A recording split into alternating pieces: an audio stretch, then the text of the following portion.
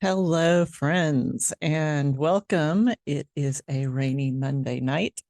And for those of you who are watching any clip of this or the full video on YouTube, I'm so sorry.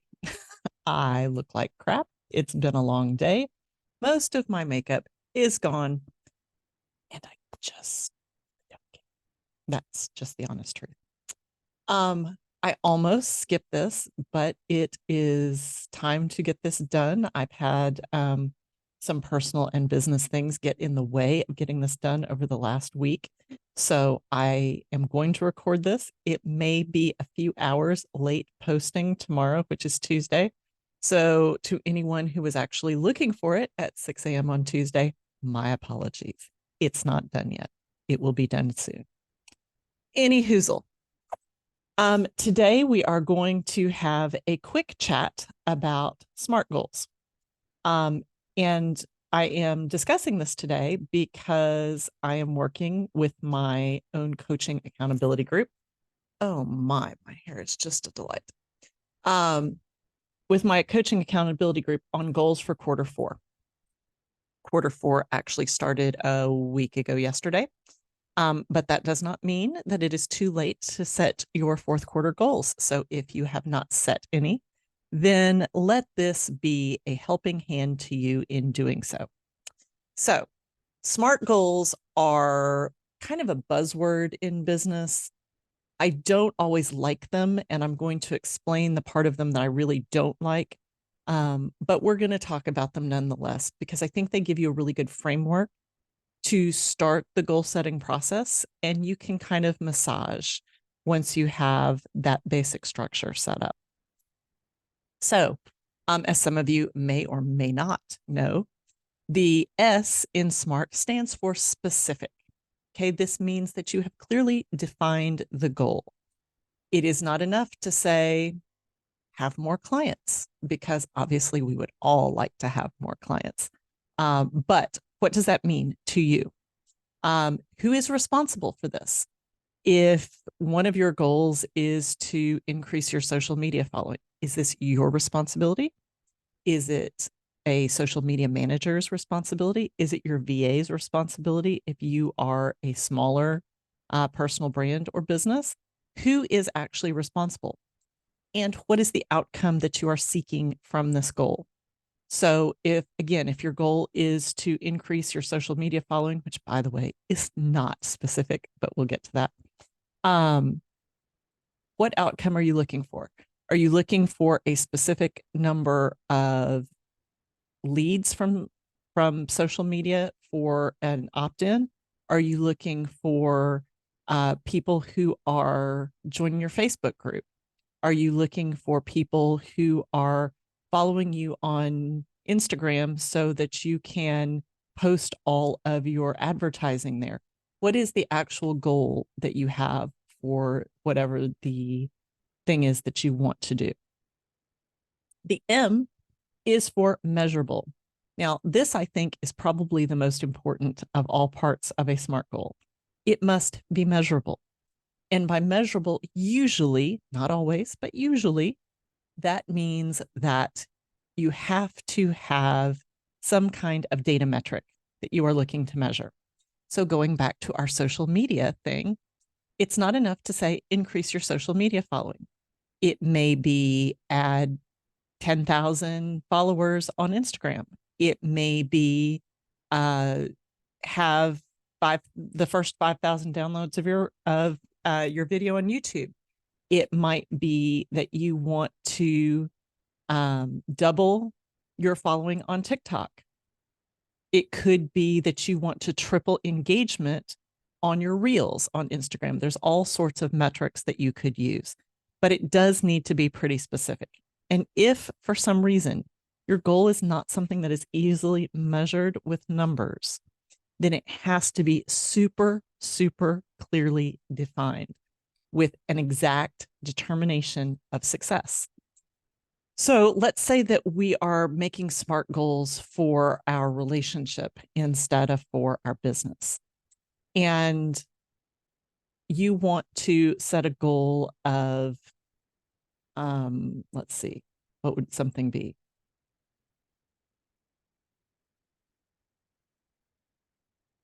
feeling more supported.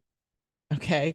That's kind of nebulous, but let's say that for whatever reason, you don't feel super supported in your relationship and you want to feel more supported. And you discuss this with your partner and they are agreeing that this is something that's important to you, that's something they want to work on. You guys have a goal to make you feel more supported. What does that look like? Does that mean that you have at least one night a week where you don't have to cook? Does that mean that he or she picks up the tab when you go out to a meal that they have suggested? Does it mean that the other person does at least 50% of the laundry, 50% of the housekeeping? What does feeling supported actually mean to you? And how will you know if it's been achieved or not? Okay. So again, the M is probably my number one part of SMART goals, because if you don't really clearly define what you're trying to do, then it is really, really hard not only to get there, but to know whether you got there and also to know why you didn't if you don't make it. So the next letter A is my least favorite, kind of follows most favorite, least favorite. And that is being achievable. Because in the world of real SMART goals, we are talking about real SMART goals, but in a little bit of a twisted sense today. In the world of real SMART goals, you would want to set a goal that you know can be achieved in the time period that you're going to want to achieve it. And we're going to get to time here in a minute. So you wouldn't want, let's say that you've never grown your Facebook group by more than 10 people a month. You wouldn't want to set a goal of 10,000 people for the next month because that doesn't really seem to be achievable for whatever reason. And it may be that you suddenly know why that has not been achievable in the past and you think now it is, in which case go for it, have fun. But being achievable in the world of real SMART goals means that you have honestly looked at your business, your relationship, your health, your whatever it is you're setting these goals for, and you understand the difficulties that you will face in reaching this goal, and you have set a target that is ambitious but very realistic. Okay. Now, the reason I don't like achievable goals is because I am sometimes, depending upon when you catch me, a little too much of a realist. Some might even say a pessimist. I am not a pessimist, by the way. I am just super cautious when it comes to publicly stating a goal that is super, super ambitious and perhaps forces me to color slightly outside the lines. Yeah, that's what it is.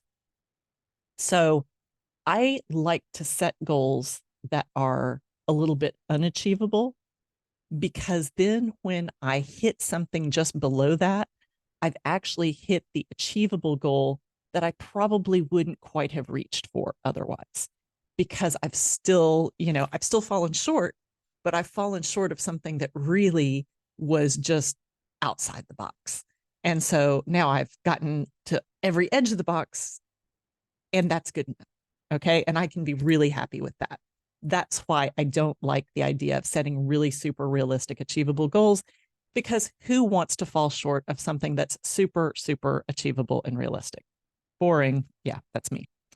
Okay. R in SMART is relevant. Why is it important? In terms of business, what is it doing for you in your business as a goal?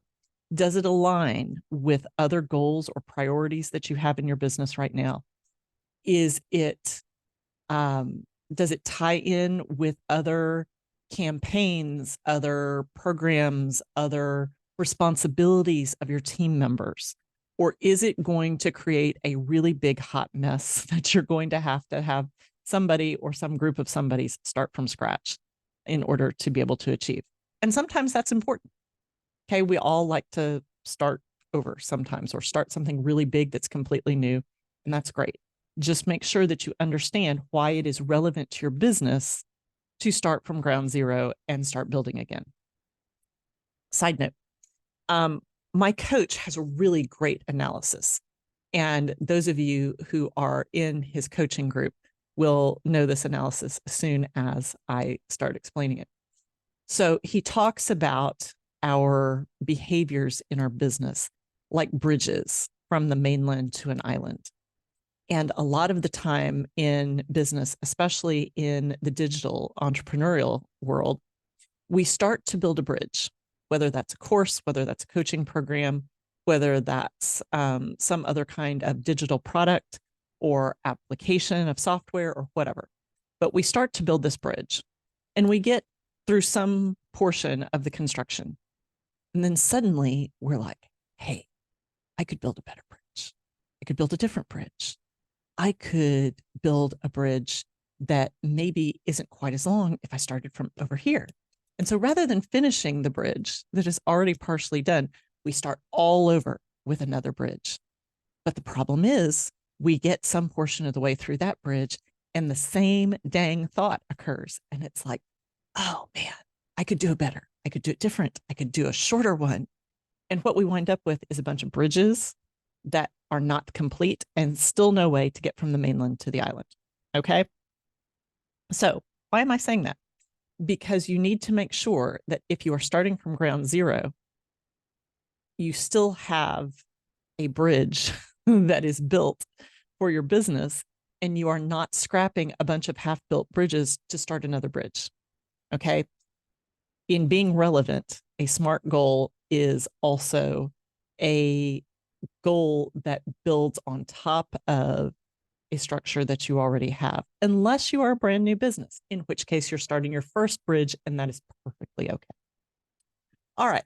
And T in our SMART, abbreviations is time-based. So in what period of time are you going to achieve this goal? What period of time are you going to start working on this goal?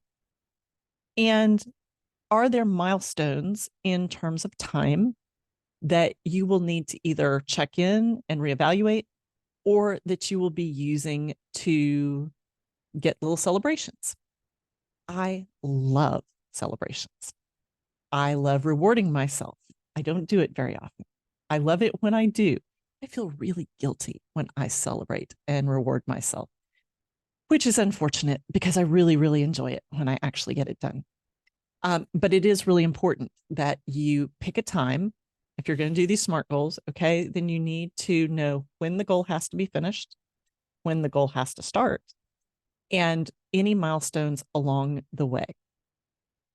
Now, I'm also going to throw out there that if you are looking at time-bound goals, which is what SMART goals are, then you also need to have a time in the goal setting period where you are doing a check-in to make sure that any foundational aspects of achieving this goal are not being stymied by stumbling blocks to such an extent that reaching your time goal is not possible. What do I mean by that? Let's say that we are talking about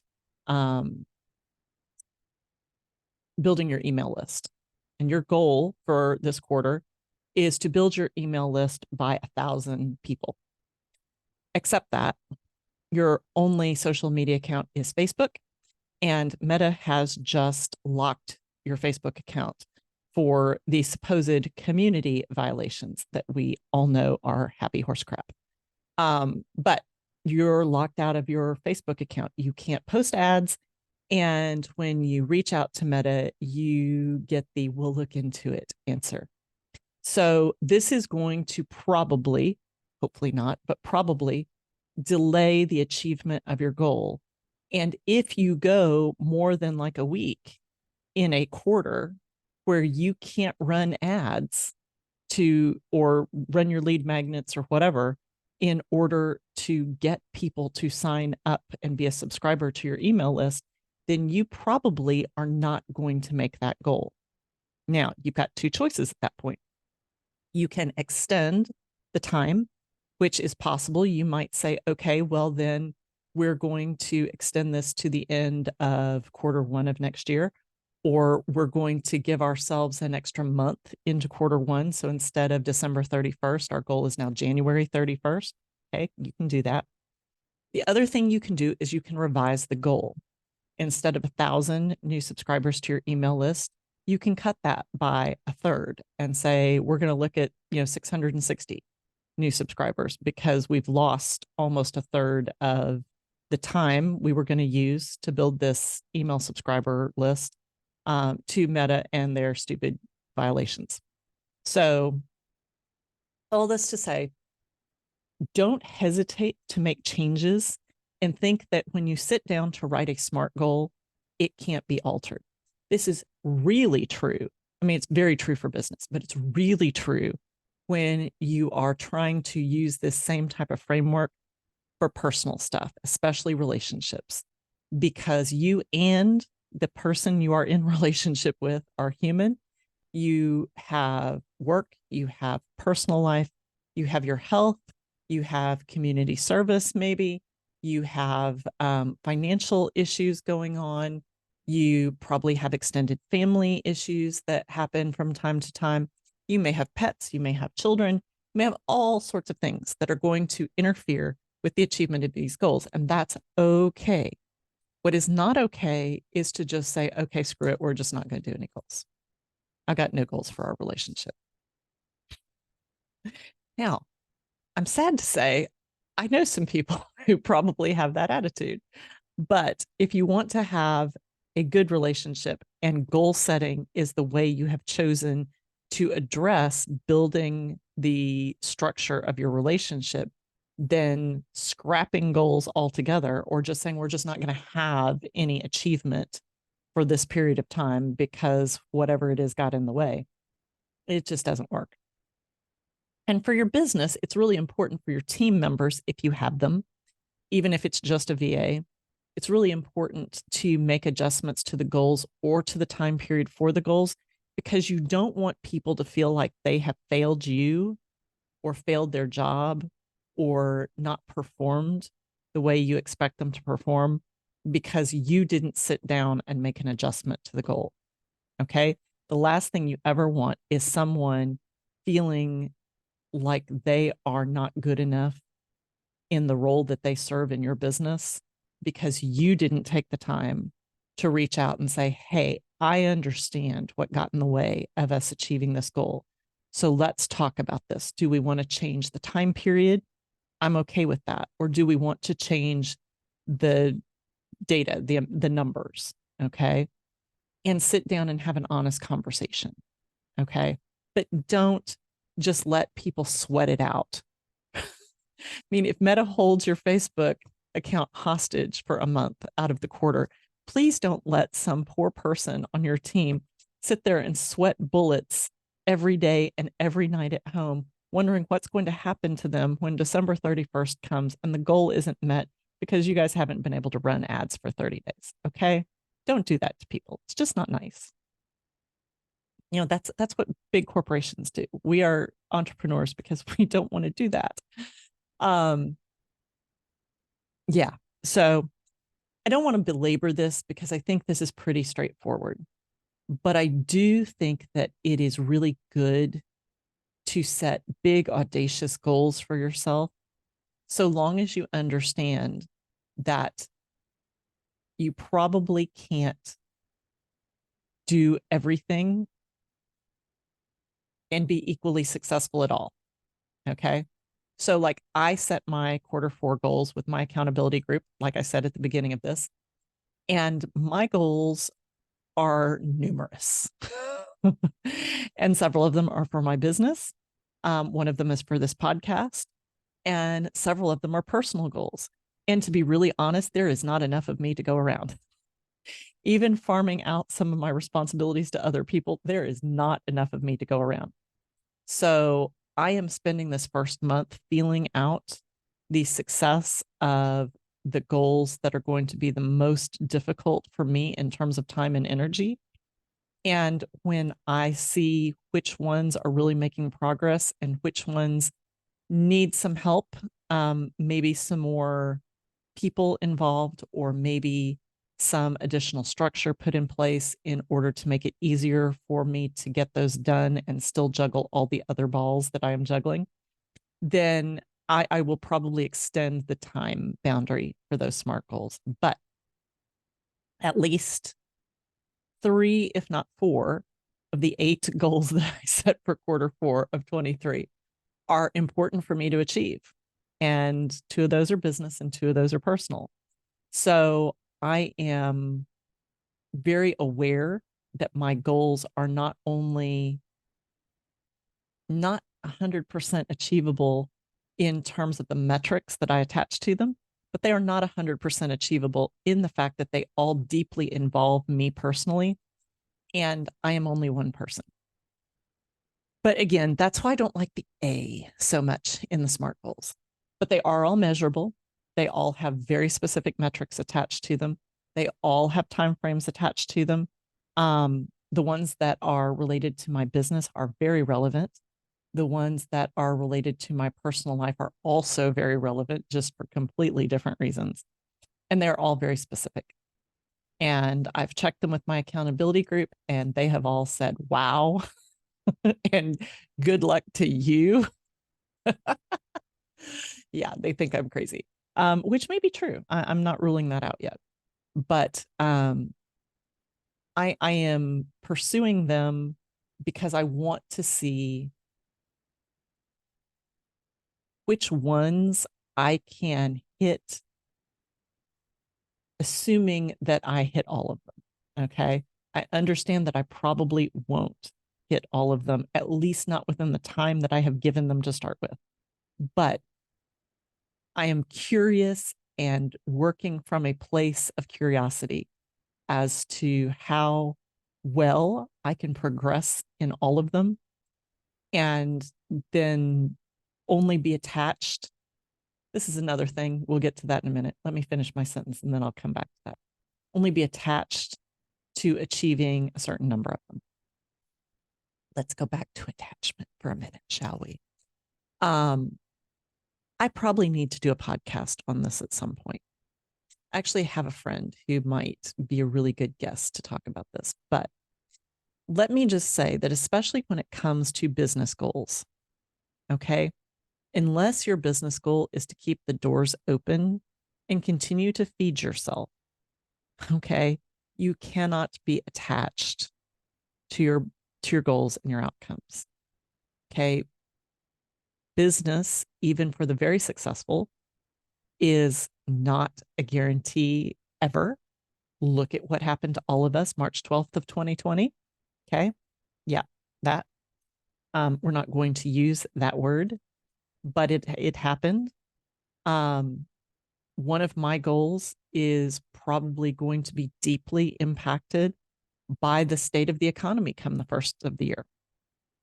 And not because I'm afraid of the state of the economy, because I'm not, but because how much I can move forward or how fast I can move forward will be determined by things like interest rates and the stock market, and how fast certain other things are growing.